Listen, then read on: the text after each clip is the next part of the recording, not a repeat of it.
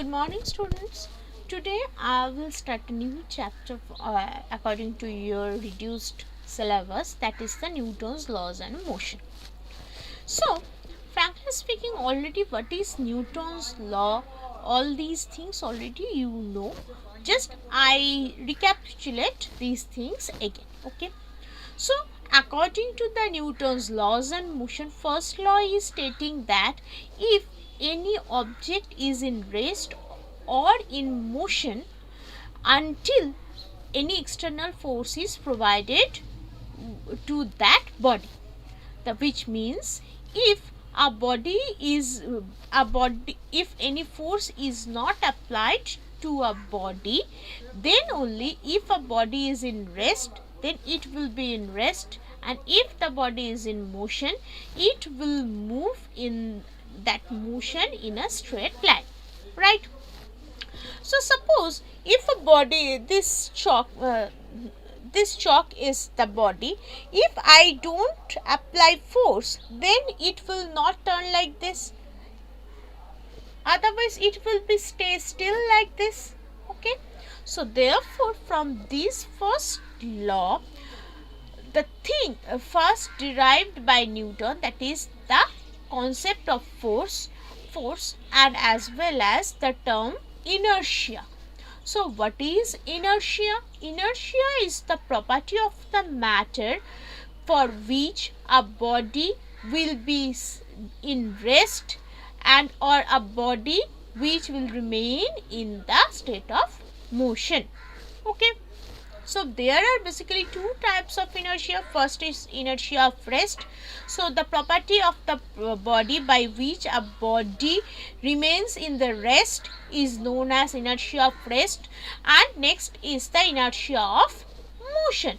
So the definition of inertia of motion is that the body will remain in the motion. The property of the body to be in motion is known as the inertia of motion. Okay. So regarding this, what kind of examples or the applications which we can see in our daily life? First thing is that if you are in a moving bus, when you want to get down from this bus, you need to run. Next thing is that if you are in a bus which is in rest, if it starts to move, you are just move backward. Okay. Next thing is that if suppose a glass of water is there, on the glass at top board is there, and a coin is there on the top of the glass. Let's demonstrate this by a picture. Suppose this is the glass, a cardboard is on the top of this glass, and on this a coin is there. So if I applied sufficient force, then this cardboard will be just shifted from this position, and this coin will be on this glass. Okay. So this is basically the concept regarding the inertia. So inertia of rest and inertia of motion is quite similar, or quite you are quite familiar with this part. Next thing is that on which factor this inertia basically depends. It basically depends on the mass of the body. If a body has more mass, then it should have more inertia, and if a body has less mass, then the inertia will be less. Suppose you can easily move a box which is empty, but if there is something inside that box, then it is quite difficult for you to move that body or move that box, because mass is increasing. Next part is that it is quite easy to stop a moving cycle by drawing backward, but it is not easy to stop a lorry or a bike by drawing backward, because in the case of lorry or bike, the amount of mass has been increased. Okay, so I think this is already known to you, these things. Next, coming for the part that is the second law of motion. So what is the second law of motion? So second law of motion is saying that suppose a body is here. It has a mass m, right? If I applied a force F, then the body starts to move with the velocity v. So according to the Newton's second law, it is saying that force is directly proportional to rate of change of the momentum. Rate of change in momentum, and the body will move in which direction the force is applied. Now coming to the two things, that is, first thing is that momentum. So what is momentum? Now momentum is saying that momentum is defined by small p. It is basically mass into velocity. This parameter is known as momentum, mass into velocity. Now rate of change in momentum, if I say that this is the momentum, if rate of change in momentum, then a time will be introduced here, right? So applied force is directly proportional to this. Now what is V by T? V by T is nothing but my acceleration, right? So it will be mass into acceleration. As m is already a constant for a particular body, so we can remove this proportionality sign and replace it by the equal sign. So it will become F equals to ma. So by this formula, you can calculate the amount of force that is applied to a body, which makes the body to move. Now, what are the factors or what are the conclusions we can get from this equation? First thing is that if we apply a force to a body, then the body starts to move with an acceleration.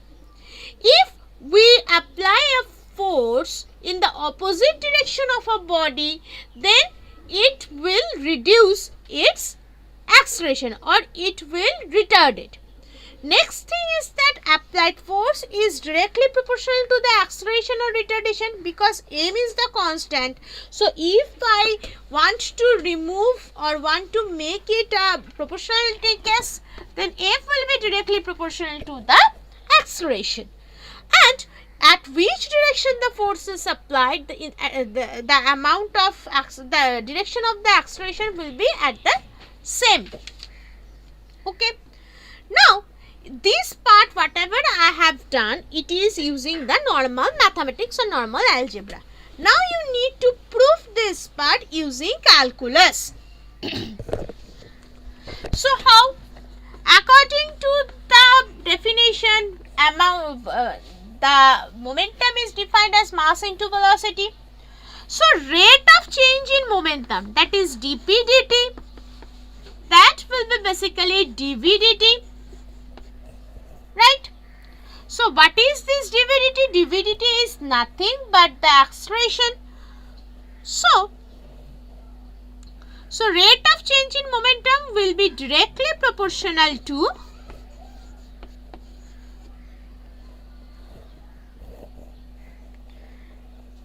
dv dt.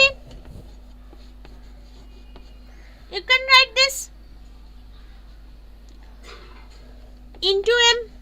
So if you want to remove this proportionality sign, so what we need to do, that is dp dt is equal to km of dv dt.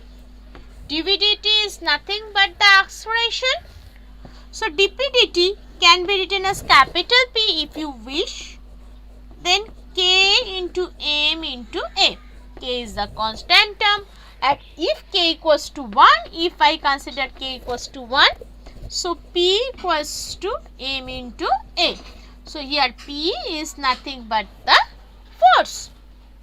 Okay, hopefully it is clear to all. Now the thing is that I have already said that the inertia depends only on the mass of the body. So let us check mathematically how only the inertia depends on the mass.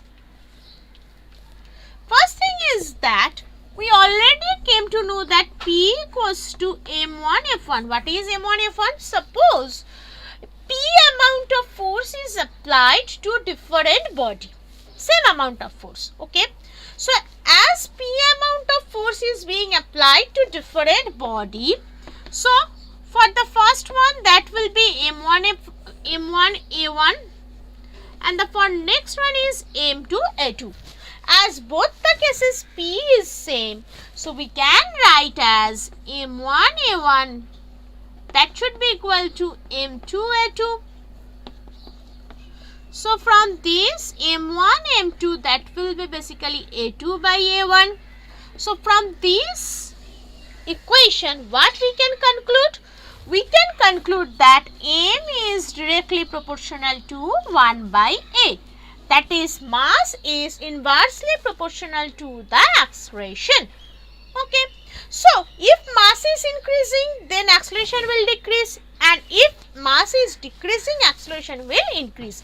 Hence we can prove that the mass is the main thing for the inertia purpose. Okay. So in the next part, I will continue the rest of this chapter. Today I am ending here. Thank you.